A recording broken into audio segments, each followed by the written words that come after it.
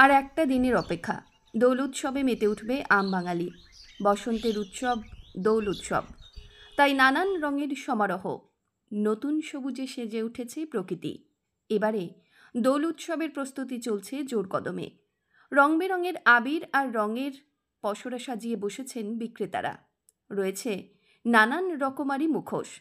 দোল উৎসব পালনের জন্য সকলেই পছন্দের রং এবং আবির কিনতে ব্যস্ত। বুধবার পূর্ব বর্ধমান জেলার সাতগেছিয়া বাজার থেকে উঠে এসেছে সেই ছবি। উৎসাহিত ক্রেতারা ভিড় জমিয়েছেন রঙের দোকানগুলিতে। শুনব ক্রেতা এবং বিক্রেতারা কি বলছেন।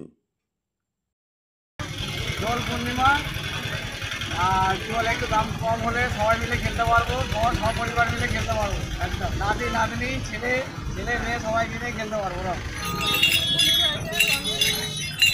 কেমন দাম বলছে? রং আবির কিনলেন? কেমন বিক্রি বাটা কেমন হচ্ছে? সব থেকে দাম কত আছে আবির? 100 কিলো, তাই তো? কোনটা দেখে বেশি চাহিদা দেখছেন, আবির নাকি? এটা কোন বাজার? হাটতলা।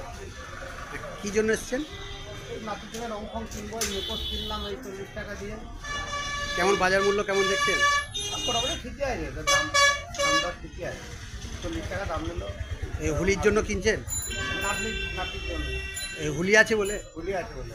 হোলি মোটামুটি এখনও সেরকমভাবে লাগেনি। বিকালের পর থেকে পরশুদিন হোলি তো, বিকালের পর থেকে আশা করা যাচ্ছে যে ভালো হবে। মৃত্যুঞ্জয় যশের রিপোর্ট, সংবাদ আজকে নিউজ।